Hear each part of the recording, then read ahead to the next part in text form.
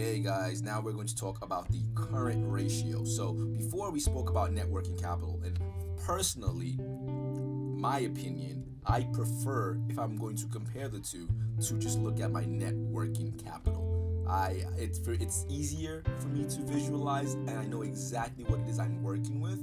But ratios also do a good job of giving you an idea. So we've gone over how you're supposed to interpret ratios. This is our first practice of it. So net working capital, again, a personal favorite of mine, is just current assets minus current liabilities.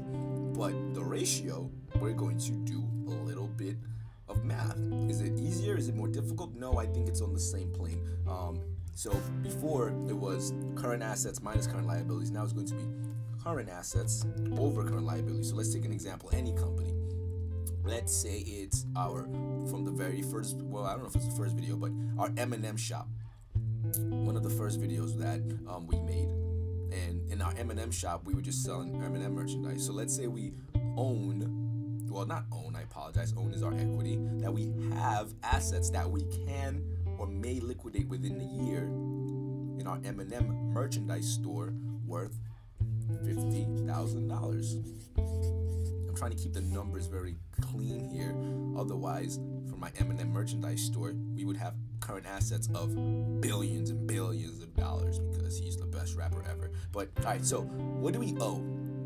All right, because we can be using our own money that we've worked hard for as a company to pay for things, or we could use borrowed money, and we've explained leverage and why you may want to consider using borrowed money to run the business. Let's say, since we are such a stable company, we're very disciplined. Okay, so we maintain a current ratio of 2-to-1. So that would just be, we owe money due within the year. It's $25,000. I think that's reasonable. Yeah, 2-to-1 is usually a pretty decent standard for most companies. Again, it's going to depend on your industry. All right, don't get too hung up on standards.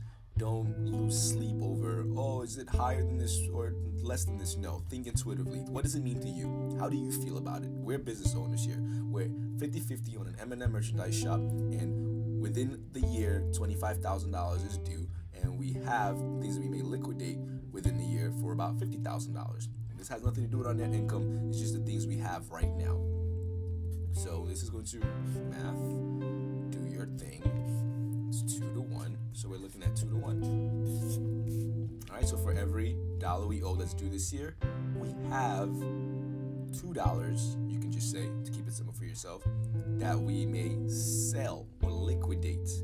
We have $2 worth of things we can sell, or $2 that we are able to retrieve as a result of liquidating those things we have. And this is healthy. I like it. I mean, we just want to know where we stand right now, so we look at our current ratio. If we decided that we wanted to borrow some more money, yeah, we have some wiggle room here. Very, very similar to net working capital. All right? But you just want to look at it in a ratio form. So this is how you would do it. Your current ratio. Where do we stand currently with our assets and our liabilities? This is the formula. Current assets over current liabilities. And it's just one of those liquidity ratios.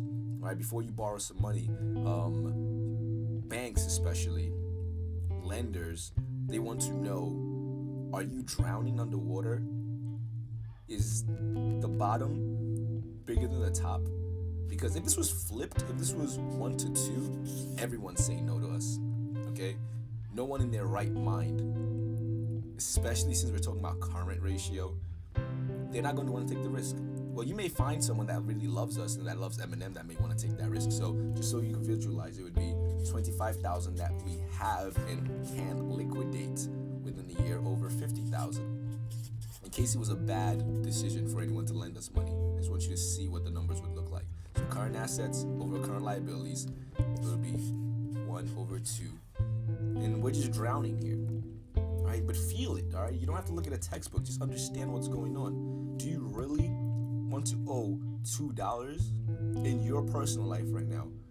For every dollar that you have, this you believe right now that this is what's going, like, all I can do is sell this one thing and I'm going to get $1 for it, but I owe $2? Does that make you feel comfortable?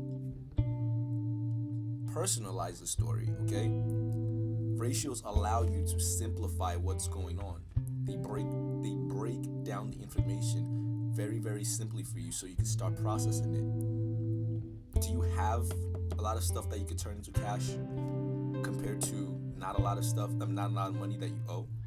Or do you have too little stuff that you can liquidate and way too much money that you owe this year? That's all your current ratio is looking at. All right, so more ratios are coming, but again, personally, I prefer net working capital because I kind of just like to see the difference in front of me. But if you want to, smoke a cigar and think really critically about some ratios, this is not a bad one to start with.